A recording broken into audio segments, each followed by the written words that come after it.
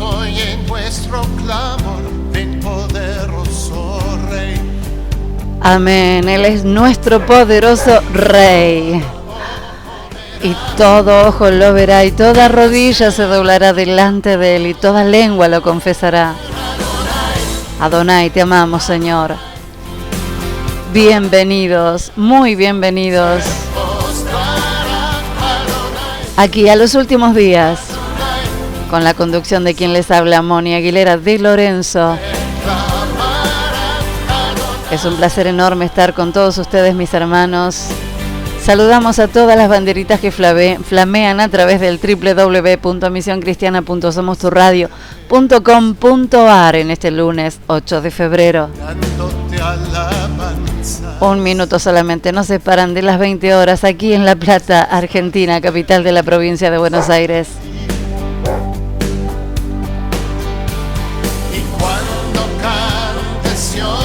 Y cuando cante Sión,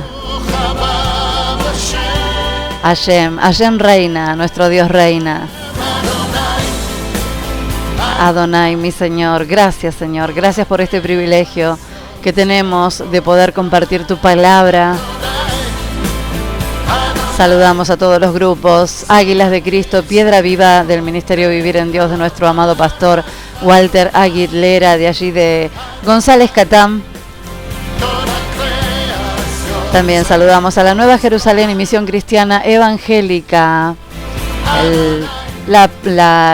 por supuesto el grupo de nuestra radio.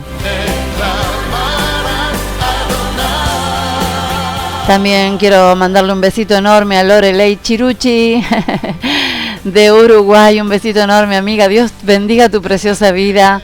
A Susana Conlon, que es la esposa de mi profesor de teología, que bueno, ya está con el Señor él, así que la estoy saludando también a Susana, que está ahí con nosotros sintonizando la radio.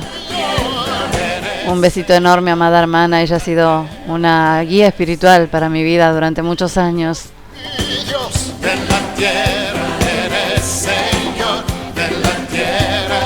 Les digo una cosa, yo estudié teología, estudié 4 años, pero ¿saben una cosa? La mejor cátedra me la dio el Espíritu Santo, porque muchas veces tuve que discutir con mis profesores y Susana está de testigo que de hecho su esposo también defendía lo que el Espíritu Santo me mostraba. Y yo le decía, ustedes me están enseñando mal, esto que me están enseñando no es así. Y bueno, mi hermoso y amado hermano Héctor Conlon, que Dios lo tenga allí en la gloria. Yo sé que pronto, cuando nos vayamos con el Señor, lo voy a ver, porque Él está allí. Él era una de las personas que defendía nuestra posición y las verdades de Dios.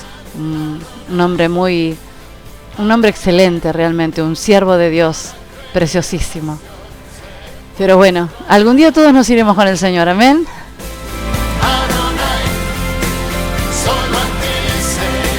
Solo a ti, Señor. Vamos a dejar la música de fondo. Vamos a ir a pasar al tema que tiene que ver con lo que veníamos hablando. Ahí en los grupos estuvimos compartiendo la radio. Y mis hermanos, es un tema muy importante, lo que es el Apocalipsis. Veníamos diciendo el lunes pasado que es un libro leído por muchos, pero predicado por pocos. Realmente es así, muchos no lo entienden, entonces prefieren dejarlo de lado. Y es un libro que siempre me ha apasionado, por el cual cuando yo conocí al diablo y sabía que el diablo era un ser espiritual y que de alguna manera nos tenía como controlados, ¿no es cierto? Es así. Quise conocer a este Dios de misericordia y de amor que se revela a través de toda su palabra, no solamente a través del Apocalipsis, pero el Apocalipsis era un libro que a mí me inquietaba, justamente porque no lo entendía. Y siempre fui una persona muy curiosa, así que me gustó estudiar mucho este libro. Y yo creo que a ustedes también, ¿no? Poder entender los misterios de Dios. Y veníamos viendo la primera parte de lo que era la revelación de Jesucristo. La primera parte, las cosas que has visto. Cuando Jesucristo se revela, Juan lo revela a través de su palabra. Y ahora vamos a ir a la segunda parte, que están en el capítulo 2 y 3. El lunes pasado hicimos una mención de las 7 iglesias. En la primera dijimos las cosas que has visto. En esta segunda, las cosas que son, que es el mensaje a las 7 iglesias. Y en la tercera parte, que viene a partir del lunes que viene, vamos a hablar de las cosas que vendrán después, que tiene que ver todo con el trono de Dios, el rollo y el cordero, la tribulación, los 144.000 sellados, que los testigos de Jehová andan diciendo por ahí que son ellos. La verdad que si Dios viniera a salvar nada más que a 144.000 sellados, mi hermano, estamos perdiendo el tiempo acá. El juicio de las trompetas, la quinta trompeta, el ángel y el librito, la séptima trompeta, la mujer y el dragón, las plagas, las copas de ira, la gran ramera, la caída de Babilonia, las alabanzas en el cielo, el reinado de Cristo por los 1000 años, cielo nuevo y tierra nueva, y el orden eterno es ahí donde finaliza todo lo que tiene que ver en el capítulo 22 del Apocalipsis. Y por eso es que vamos a ir hoy hablando un poco de las 7 iglesias que dejamos el lunes pasado, porque hicimos una mención nada más, pero no profundizamos en cada una de ellas. Y eso es lo que vamos a hacer hoy. No sé si lo vamos a terminar hoy, voy a tratar. Lo que pasa que es un tema muy largo, mis hermanos, y a mí me gustaría que tiene un contenido tan profundo que no se puede hablar así rapidito.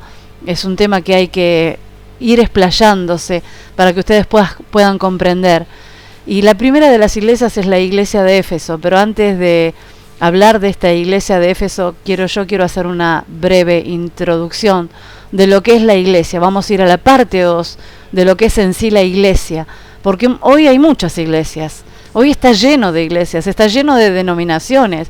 Entonces tenemos que ir a lo que es la iglesia establecida por Dios, por el Espíritu Santo de Dios, por Jesucristo, para que ustedes puedan entender y profundizar de lo que es la verdadera iglesia. Y después sí vamos a ir desmenuzando a cada una. No sé si el lunes que viene vamos a poder ingresar con la tercera parte.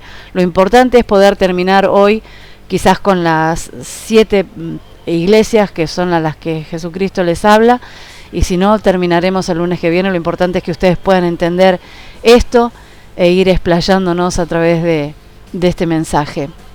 O sea que hoy vamos a ir con la parte 2 de las cosas que son, así lo dice el Espíritu. Vamos a ir con la historia de la iglesia. La iglesia tenemos que entender que fue instituida por Cristo. Eso es la clave fundamental, y eso que no se te borre de la cabeza.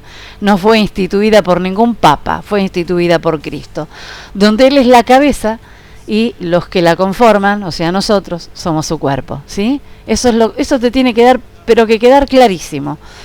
La iglesia de Jesucristo se fundó sobre la base del testimonio de su deidad, de su divinidad, ¿sí? Personal, por supuesto. En Mateo 16:18 dice: las puertas del reino de la muerte no pueden prevalecer contra ella. No prevalecerán contra ella. No tienen dominio ni poder. El infierno no tiene ningún poder contra este Rey de Reyes que veníamos mencionando el lunes pasado, y Señor de señores. La iglesia es la comunidad del pueblo de Dios. La iglesia local está constituida por personas como vos y como yo. Es la expresión visible del reino de Dios en la tierra, y es el agente de Dios para establecer su reino. A través de la iglesia, Dios está consumando su propósito reconciliador de reunir todas las cosas en Cristo. Esto lo habíamos mencionado inclusive el lunes pasado. A esta comunidad en todo el mundo, en todos los tiempos, y representada a través de estas 7 iglesias que vamos a ir mencionando a lo largo del programa, es a la que Cristo le envía el mensaje de la visión de Juan en el Apocalipsis. La iglesia en el sentido cristiano apareció primeramente allí en Jerusalén, después de la ascensión de Jesús, y en principio estaba compuesta por el grupo de discípulos, ¿sí? Los 12 de los que la Biblia menciona. La iglesia de Jesucristo comenzó allí en el Pentecostés. Lo pueden ver en Hechos 2, en donde hubo un derramamiento del Espíritu Santo, y los primeros discípulos fueron equipados para el ministerio, o sea, para impartir la palabra de Dios a todas las generaciones, a todas las personas, primeramente allí en Jerusalén, y como dice en Hechos, hasta lo último de la tierra, ¿sí? Hechos 17:6 también lo pueden ver. En sus comienzos la iglesia era completamente judía y estaba conformada por dos tipos de personas. Los hebreos, que observaban celosamente la ley mosaica, o sea, la ley de Moisés, y los judíos griegos o helenistas, que estos eran los judíos de la dispersión, que estaban abiertos a las ideas griegas, lo cual ocasionó rechazo de unos y otros. Los judíos helenistas fueron los primeros perseguidores de la iglesia, y según el diccionario bíblico, el helenista era un no griego que adoptaba la lengua y las costumbres griegas. Lo pueden ver en Hechos 6:1, 9 y 29. Bíblicamente, un judío que por lo general vivía fuera de Palestina, pero hablaba griego. A estos judíos se los llamaba helenistas, en contraste con los judíos palestinos que hablaban arameo y eran llamados hebreos. Eso lo pueden ver en Hechos 20:11. Así que había estas dos clases de cristianos allí, por llamarlos de alguna manera. Sí, eran cristianos porque de alguna manera habían creído y aceptado a Jesucristo. El Señor enumera claramente los problemas espirituales por los que la iglesia atraviesa, por lo que estas iglesias atraviesan. Les presenta una salida a ellos para poder corregir sus fallas, para poder obtener bendición y alcanzar este regalo eterno que es la salvación de nuestras almas. La visión de Cristo caminando en medio de los 7 candelabros indica que las iglesias reciben la luz de Él para que éstas, a su vez, que era la obligación que tenía Jerusalén, hagan brillar su luz en el mundo de tinieblas. Eso lo pueden ver en Apocalipsis 2:1. En estos 2 capítulos Cristo hace un juicio a las 7 iglesias y lo define bajo 4 parámetros: reconocimiento o elogio, condenación, consejo y desafío. Las iglesias deben tener en cuenta estas observaciones y proceder a implantar una corrección. Tienen que empezar a enderezar lo torcido. Para eso es esto: el reconocimiento y el elogio, la condenación, el consejo y el desafío que Dios les manda en estas cartas, ¿no es cierto? Ahora, los resultados, de acuerdo a lo que ellos enderecen u obedezcan, van a depender de ellos, ¿sí? Y en el primer siglo después de Cristo las Biblias eran muy escasas y era necesario copiarlas a manos. A ellos les llevaba mucho tiempo esto. Las personas no tenían mucho acceso a la palabra como lo tenemos hoy, mis hermanos. Hoy tenemos Biblias en muchas versiones, en muchos idiomas, tenemos el internet, tenemos seminarios, hay muchas iglesias donde brindan este seminario, que si una persona realmente es de Dios y quiere seguir al Espíritu Santo de Dios, por eso la palabra de Dios dice que por más torpes que seamos, Él no nos va a dejar extraviar de su verdad. Así que si buscan las verdades de Dios, por más que hayan falsos maestros y les enseñan mal la palabra, el Señor, yo te puedo asegurar que te va a encaminar hacia la verdad. Si en vos está ese celo santo de querer conocer la verdad y no desviarte de ella, te lo puedo asegurar, mi hermano, que el Espíritu Santo no va a dejar que nadie te confunda. Puede ser que vivas un periodo de confusión, puede ser que te caigas y te vuelvas a levantar, puede ser que estés con 1000 tropiezos, pero el Señor te va a guiar a toda verdad. Vamos a empezar y dar comienzo. Vamos a poner un fondo un poco más adecuado, porque se me puso otro tema acá y no me quiero desviar de este tema. Vamos a empezar ahora a dar comienzo a la iglesia de Éfeso. Apocalipsis 2:1-7. Esta iglesia estaba muy ocupada, con un programa muy detallado, trabajando para el Señor, sí, y se caracterizaba por su pureza doctrinal, pero sin un amor sincero por Él. Esta iglesia había abandonado su primer amor. Ustedes pueden leerlo allí, donde dice: escribe el ángel de la iglesia en Éfeso, al que tiene las 7 estrellas en su diestra. Yo no me quiero hacer demasiado hincapié en todos los textos bíblicos, que les pido que a ustedes estén anotando y que después los revean en su casa solos, porque se me va a hacer muy largo el programa y no tengo el tiempo para esto. Pero a partir del Apocalipsis 2:1 al 7, ustedes pueden ir verificando esta palabra. La ciudad de Éfeso era la capital de Lonia, situada cerca de la desembocadura de Caister en Asia Menor, y fue célebre por el culto y el templo a la diosa Diana. Allí lo pueden ver. Esta ciudad existió por espacio de 600 años, pero es un hecho que su candelero ha sido removido de su lugar. El sitio donde estaba asentada esta grande y opulenta ciudad ahora actualmente está desolado. Su antigua morada se convirtió en un pantano pestilente, o sea, lleno de olor. Lo único que subsiste de ella son las ruinas de un inmenso teatro de 660 pies de diámetro, en pura roca sólida, y algunos restos del templo de Diana. La iglesia en Éfeso fue fundada por el apóstol Pablo en su segundo viaje misionero, y después de predicar en la sinagoga, dejó allí a los esposos, Priscila y Aquila, como pastores encargados para continuar la obra.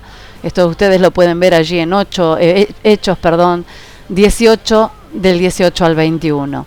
Pueden ir tomando nota, agarrando un cuadernito y anotando todas estas cosas que son muy, muy importantes, mis hermanos. Posteriormente, el apóstol Pablo dejó en Éfeso a Timoteo con el propósito de detener la falsa doctrina que estaba invadiendo a esta ciudad y la iglesia. Primera de Timoteo 1, 3 al 7. Cristo se presenta acá en el verso 1 como el que tiene las 7 estrellas en su mano derecha y está en medio de los 7 candeleros de oro, lo que quiere decir que Él tiene el control absoluto sobre los ángeles que están encargados de cada iglesia, y está vigilante en medio de todas las iglesias, en medio de estas 7 iglesias que menciona el Apocalipsis. Esto lo hace con el propósito de hacer claridad para que la persona sepa que Él mismo es quien habla y no el apóstol Juan, el cual es solo un intermediario. Juan es un intermediario nada más, mis hermanos. Acá tenemos que ver la voz de Cristo para llevar el mensaje a estas iglesias. Es Cristo realmente quien está hablando. Esta era una iglesia trabajadora. El Señor lo reconoce el trabajo de esta iglesia, lo que ha hecho en la obra y el servicio cristiano. Ha seguido los lineamientos y mandatos exigidos en las Escrituras. Aquí notamos que la iglesia de Éfeso cumplía con el mandato de la Gran Comisión de hacer discípulos y enseñarles todo concerniente a las Escrituras. Destaca 2 veces la paciencia, lo que demuestra el amor por los demás. Ustedes lo van a ver después cuando lean los textos que les hice ahí anotar. Era una iglesia autónoma. Cristo reconoce su censura y el apartarse de los nicolaitas, que eran los seguidores de Nicolás, nombrados obispos, arzobispos, cardenales y papas. Este sistema jerárquico no es bíblico, mis hermanos, ya que hace que la iglesia local sea esclavizada por el hombre, que el hombre tenga una jerarquía, ¿sí? Cuya vida espiritual termina influenciando la vida espiritual de la iglesia, lo que puede llevar a la iglesia verdadera a mirar al ser humano para buscar soluciones a sus problemas, en lugar de hacerlo por medio del Espíritu Santo, como debiera. El nicolaitismo de esa época es lo que llamamos hoy el eclesiasticismo moderno. Este concepto es el que lleva a las iglesias a aglomerarse en grandes denominaciones jerárquicas que tienen una jerarquía, que con el tiempo terminan siendo apóstatas, creando astutos reglamentos y leyes que marginan a los que no están de acuerdo con estos preceptos, o sea, a los que quieren vivir bajo la guía y dirección del Espíritu Santo. Ellos se basan en una jerarquía, no en lo que Cristo dejó. Recuerden ese texto que mencionamos todos los lunes. Los reyes se enseñorean de las naciones, sus gobernantes de ellas, mas entre ustedes no será así, sino que el que quiera ser el mayor, ese será el servidor. ¿Lo recuerdan? Bueno, entre nosotros no será así. Estas personas de jerarquía, por así llamarlas, se separan de los grupos minoritarios que procuran ser fieles a las Escrituras, autónomos y dependientes del Espíritu Santo. La iglesia de Éfeso se mantuvo marginada de estas prácticas, de acuerdo con el sentir de Cristo que manifestó, los cuales yo también aborrezco, dice él en el versículo 6. Cristo dice eso, los cuales yo también aborrezco. Tremenda la palabra de Cristo, ¿eh? Una iglesia separada y apartada para Cristo. La iglesia de Éfeso era una iglesia separada para Él. En esto era bastante radical, que eso es bueno, mis hermanos, lo que la diferenciaba de las demás. No soportaba a los malos ni los cristianos débiles. Aplicaba muy bien Romanos 16:17, donde dice que os fijéis en los que causan divisiones y tropiezos en contra de la doctrina que ustedes han aprendido y que se aparten de ellos. Miren lo que dice el Espíritu. Oh, tremenda esta palabra, ¿eh? Era una iglesia pura. Esta iglesia no se dejó infiltrar por falsos profetas y apóstoles. Tenía buen discernimiento para detectar a los apóstoles mentirosos. La iglesia de Jesucristo debe estar atenta respecto a esto, ya que estamos advertidos por la misma palabra que dice que se van a levantar falsos maestros. Así lo dicen mis hermanos, 2 de Pedro 2, 1, 2, Corintios 11, 4 al 13, Timoteo 4, 1. Era una iglesia sufrida, sin desanimarse, sino predicando sin temor el Evangelio de Cristo. Pero Cristo le advierte que tiene algo contra ella. En un ratito nada más vamos a ver, ustedes lo tienen ahí por supuesto en la palabra. Vamos a ir a una alabanza y quiero compartir esta alabanza con ustedes para ir finalizando el primer bloque y luego venir con el segundo final de la iglesia de Éfeso y comenzar con la iglesia siguiente. Vamos a llamar al Espíritu Santo de Dios para que nos revele y nos siga. Dice que la palabra va a cumplir en nosotros lo que ya determinó. La palabra no vuelve vacía, mis hermanos. Y este es el fin y el propósito de este programa. Que penetre tu corazón hasta partir los tuétanos, porque la palabra corta es de juicio y de justicia. Y si produce un juicio en vos que te está haciendo rever algo en lo que estás equivocado, eso es para bien. Va a cortar aquello que no sirve, lo va a sacar de adentro y va a introducir la verdad. Dios los bendiga, mis hermanos. Acá los hermanos están hablando a través del Facebook. En un ratito nada más voy a estar viendo las publicaciones, pero vamos a compartir esta alabanza. Barak, ven Espíritu Santo, ven Señor. Estoy aquí, Amén, Señor. desesperado por ti. Sí, Señor. Necesitamos más de ti, Señor. Con un corazón sediento, espera beber de ti. Te amamos, Jesús. Te amamos, Señor. Cuando tu gloria desciende a un lugar, toda la tierra tiene que adorar. Resucitan los muertos, se sanan enfermos por tu. Y eso es lo que va a pasar. Eso va a suceder. Eso está sucediendo en muchos lugares. Va a derramar su gloria sobre ti. Amén, Señor. Ven, Señor.